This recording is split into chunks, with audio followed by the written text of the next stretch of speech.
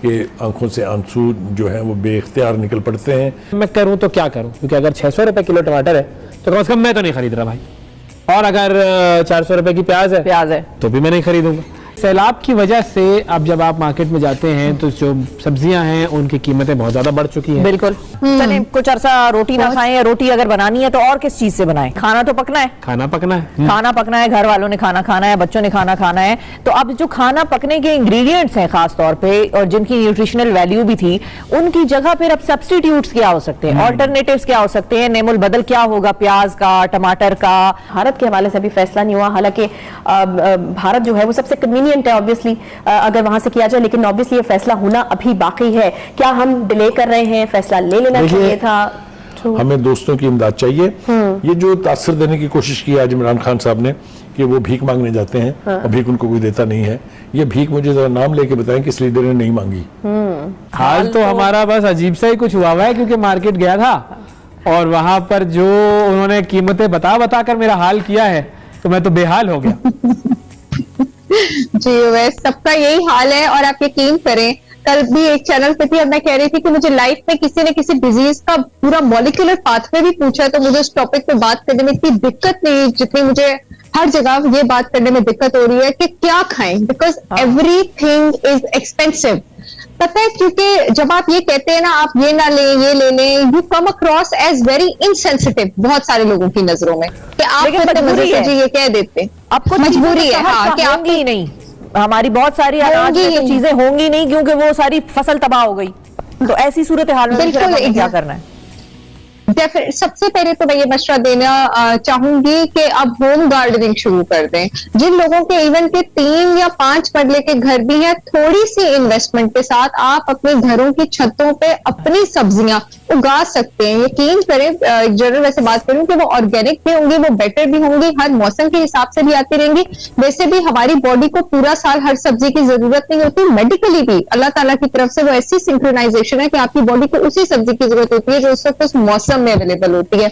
सबसे पहले तो अब हर इंसान होम गार्डनिंग स्किल सीख सकते हैं अपने घरों में, चाहे टाइम लगेगा 8 महीने बाद उसके वो फल पौधे निकलेंगे ना। वैसे प्रॉब्लम उससे भी ज्यादा लंबा चलने वाला है। एटलीस्ट उसकी तरफ आप स्टार्ट तो करेंगे ना। और ये इन्फ्लेशन कहाँ अभी हाथ पकड़ रही है, घर में कुछ ना कुछ बिल्कुल हर कोई अपने घर में कुछ ना कुछ तो आप पकाएं, कुछ ना कुछ तो आप उगाना। एक मिनिमम सी इन्वेस्टमेंट, आप एक 25-30 हजार की इन्वेस्टमेंट के साथ अपने घर में सब्जियां वगैरह जो है वो उगाना शुरू कर दें। And other than that meals जो है रेस्टोरेंट से एक तो आप खाएं ना ही खाएं, उससे भी आप बहुत ज्यादा बचाते हैं। और वो लोग जो बेचारे वैसे भी इनकेस रेस्टोरेंट से नहीं खा सकते हैं, आप लोग कंपैरेटिवली दही जो है वो टमाटर से सस्ती है, आप टमाटर की जगह दही का सब्स्टिट्यूट कर सकते हैं। मुझे तो वैसे हर चीज का नाम लेते ही शर्म आती है कि किसी ना किसी को तो लगेगा कि हमारे लिए वो वाली चीज भी जो है वो बहुत ज्यादा महंगी है। फलों में कंपैरेटिवली टमाटर से दही जो है वो सस्ता है।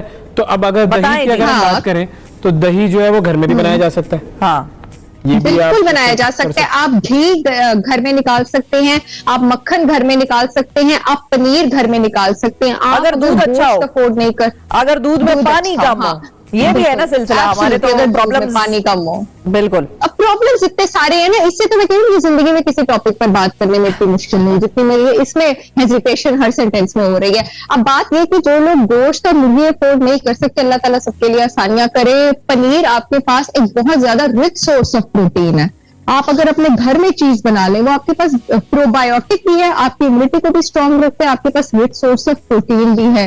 दालों में आप दालें कंपैरेटिवली थोड़ी सस्ती होती हैं एज कम्पेयर टू गोश्त और मुर्गी के। 1 कप ऑफ दाल में आपके पास 16 ग्राम तक प्रोटीन होता है। हाँ वो कंप्लीट प्रोटीन नहीं होता, लेकिन अगर आप दाल और चावल का मिक्सचर बना लें तो वो आपको कंप्लीट अमाइनो एसिड्स देते हैं। यानी जिस तरह मीट जो है वो आपको कंप्लीट अमाइनो एसिड्स देती है, अगर आप दाल और चावल का मिक्सचर बना लें वो भी आपको कंप्लीट अमाइनो एसिड्स देता है। इसके अलावा पालक कंपैरेटिवली थोड़ा सा सस्ता है। गाजरें आगे सर्दियों में आ जाएंगी, वो थोड़ी सी सस्ती होती है, बहुत हेल्दी है। डेली इस्तेमाल आप गाजरों का करें, बॉडी को डिटॉक्स करना चाहते हैं, विटामिन ए अगर लेना चाहते हैं तो। शकरकंदी जो आपके पास बेक हो रही होती है बाजारों में, आप सर्दियों में अपनी एक मील, अब मौसम चेंज होना है, रोज शकरकंदी खाएं। आप यकीन करें आपकी एक टाइम की मील कंप्लीट हो जाएगी। मोटापा तो नहीं आएगा? नहीं, ये मिसकंसेप्शन है। आलू आलू देखिए, मुझे आलू पसंद है, ये सारी दुनिया मुझे आलू नहीं खाने नहीं, देती। आलू नहीं निकलना खाने। शुरू हो जाती है, थोड़ा अजीब सा ही इंसान फील करता है कि अब अगर तोन निकल रही है तो उसको कंट्रोल भी करना पड़ेगा भाई। तो ये तो कजन है ना, आलू शकरकंदी।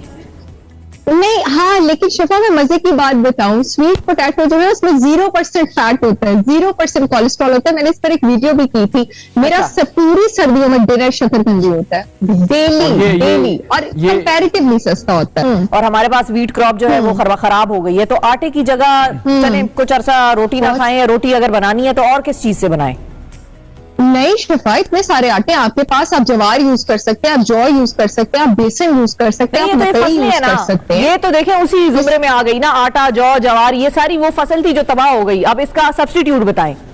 यू कैन यूज ब्रेड, आप मल्टीग्रेन ब्रेड यूज कर सकते हैं, आप ब्राउन ब्रेड यूज कर सकते हैं। चने का आटा हो सकता है, कैलोरीज भी उतने होते हैं और वो बिल्कुल हो सकता है। क्या इस मौजू को भी कि हम इंपोर्ट कर सकते हैं अपने पड़ोसी मुल्क भारत से, क्या सियासत की नजर किया जा रहा है? एक तजवीज मिफ्ता इस्माइल साहब की तरफ से सामने आई थी। भारत की तरफ से अगर हम वेजिटेबल्स, खास तौर पे अनियंस और टोमेटोज इंपोर्ट करें, इस हवाले से एक इंटरनेशनल एजेंसी का उन्होंने कहा कि हम राब्ते में हैं, और उन्होंने ये भी बताया कि जो इंपोर्ट को फैसिलिटेट करते हैं, साथ साथ उन्होंने ये कहा इस ट्वीट के अंदर कि मिफ्ता इस्माइल साहब ने कि हम ये फैसला कोलिशन पार्टनर्स यानी पीडीएम गवर्नमेंट, इसके अलावा तमाम स्टेक होल्डर्स और सप्लाई शॉर्टेज को सामने रखते हुए फैसला करेंगे। लेकिन फिर इसके बाद हमने देखा कि ये इस ट्वीट के बाद ही एक बहस शुरू हो गई। फवाद चौधरी साहब का एक ट्वीट सामने आया। फवाद चौधरी साहब और पाकिस्तान तहरीक इंसाफ ने मजमूई तौर पर इस फैसले की भरपूर मुखालफत करने का फैसला किया। उन्होंने कहा कि सैलाब के हवाले से जो सूरत हाल आफत ज़दा है, इसकी आड़ में भारत के साथ तिजारत को बहाल नहीं होने देंगे।